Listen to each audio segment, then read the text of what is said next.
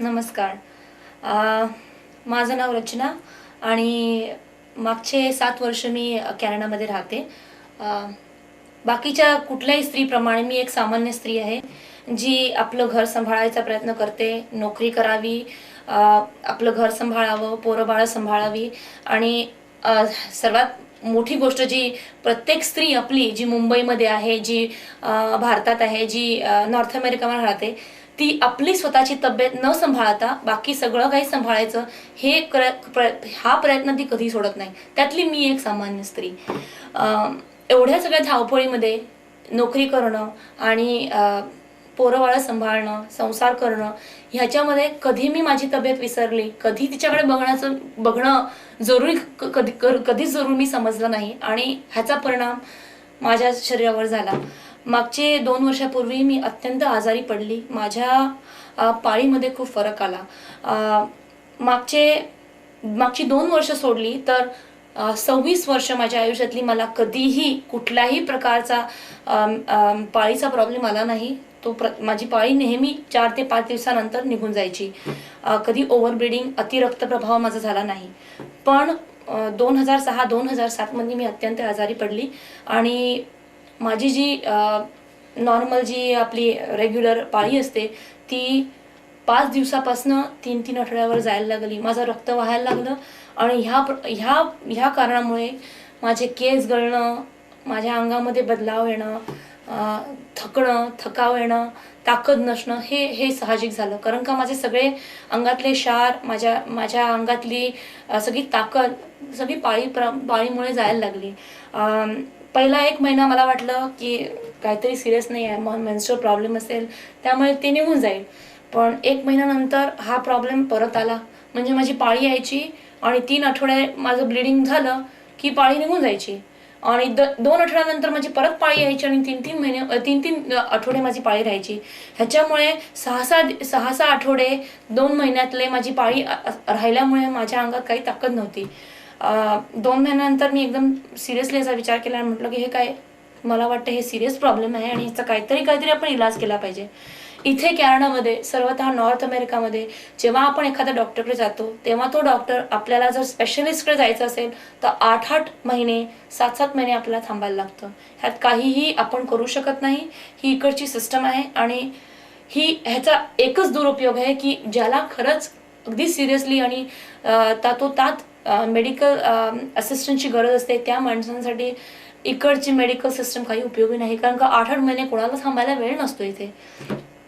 त्यामुळे मी माझ्या डॉक्टरकडे गेली, माझ्या फॅमिली डॉक्टरकडे. मी त्याला सांगितलं की असा माझा प्रॉब्लेम आहे, मला काहीतरी सोल्युशन दे. मला म्हणाला नाही, नॉर्मली कुठल्याही स्त्रीचं वय जे असतं 26-27 त्यांना हे हॉर्मोनल चेंजेस येतात आणि तुझा हा हॉर्मोनल चेंजेस निघून जातील. मग फॅमिली डॉक्टरवर विश्वास तर ठेवायला पाहिजे, राईट? त्यामुळे मी त्याच्यावर विश्वास ठेवला आणि 2 महिन्यानंतर बघितलं तर माझ्या अंगात आणि माझ्या शरीरात काही फरक नव्हता.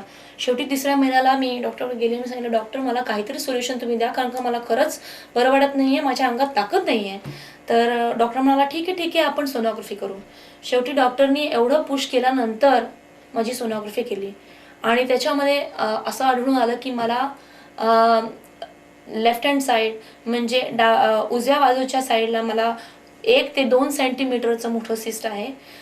जे आधीच नॉर्मल सिस्ट असतं त्याच्यापेक्षाही अधिक, म्हणजे 2 सिस्ट आहे. त्यातलं एक आहे ते अनवॉन्टेड सिस्ट आहे आणि ज्याच्यामुळे मला ब्लिडिंग होत आहे. हे रिपोर्ट्स घेऊन मी डॉक्टरकडे गेले आणि डॉक्टर म्हणाला की नॉर्मली 1 महिन्यानंतर हे सिस्ट जायला पाहिजे, काय प्रॉब्लेम नाही आहे. तर मला वाटलं ठीक आहे, डॉक्टर म्हणतोय तर कदाचित जाईल. पण 6 महिने झाले माझ्या शरीरामध्ये काही फरक नव्हता आणि माझी पाळी काय थांबेना.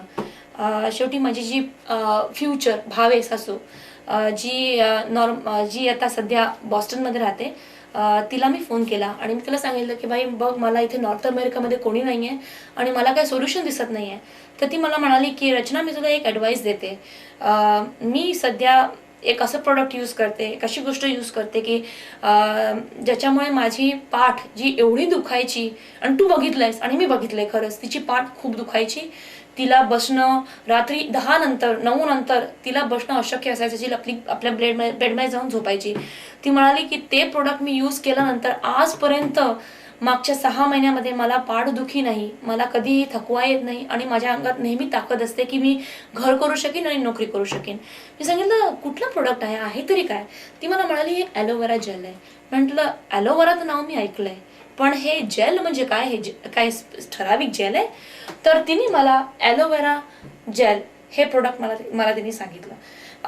म्हटलं ठीक आहे, काय आहे तरी काय? ते म्हणाले की हे स्टॅबिलाइज्ड म्हणजे आपलं जे कोरफड असते, कोरफडीचं स्टॅबिलाइज्ड जेल ते ह्याच्यामध्ये 99% आहे आणि दुसरं काही ह्याच्यामध्ये नाही.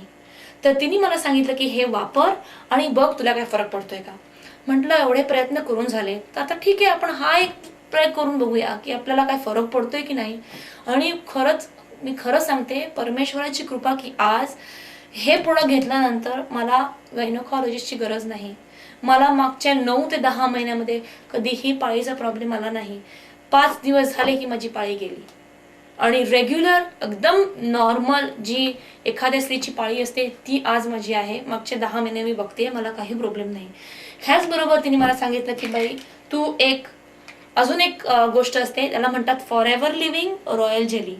ही जेली ज्या स्त्रीला मूल हवंय किंवा जिच्या आपल्या नॉर्मल फेमिनाईन ऑर्गन्समध्ये काही फरक आहे की जिची पाळी बरोबर येत नाही, जिला पाळीमध्ये जास्त ब्लिडिंग होतं, तिने ह्या गोष्टी ट्राय कराव्यात. ही एक गोष्ट. आणि दुसरं म्हणजे नेचरमेन फॉरएव्हर लिव्हिंग नेचरमेन. ह्याच्यामध्ये सगळे मिनरल्स, सगळे क्षार आहेत, सगळे व्हायटमिन्स आहेत आणि आयर्न आणि कॅल्शियम आहे की ज्याच्यामुळे एखाद्या स्त्रीला जेव्हा आपण 45 आपली उलटते 40 उलटते तेव्हा तिच्या अंगामध्ये या सगळ्या गोष्टींची कमी येते. ज्या स्त्रीला अशा प्रॉब्लेम्स असतात त्यांनी हे नेचरमेन मिनरल्स जरूर घ्यावं, कारण का ह्याच्याने खूप अंगामध्ये फरक पडतो. मी हे खरं सांगते कारण का हा माझा स्वतःचा अनुभव आहे आणि अनुभवाचे बोल कधी खोटे नसतात. ज्यालाही कोणाला मेन्स्ट्रुअल प्रॉब्लेम्स आहेत, ज्यालाही कोणाला पाळीचे प्रॉब्लेम्स आहेत, जसे मला होते तसे जर कोणाला असतील तर त्यांनी हे प्रोडक्ट्स जरूर यूज करावी. आणि मला पूर्णपणे खात्री आहे की कुठल्याही स्त्रीला ज्याला प्रॉब्लेम असेल त्यांना ह्याच्याने जरूर कुठे ना कुठेतरी फरक पडेल.